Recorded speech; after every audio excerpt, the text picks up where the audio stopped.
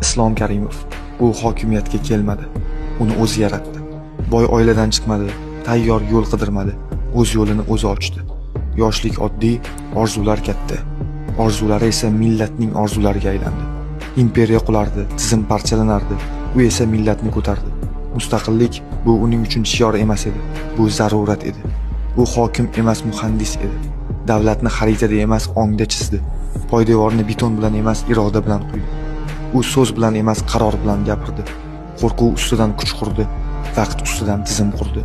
U bilan bayroq balandlashdi. U bilan davlat mustahkamlandi. U bilan millat o'zini tanidi. Qonunlar qattiq bo'ldi chunki zamon yumshoq emas edi.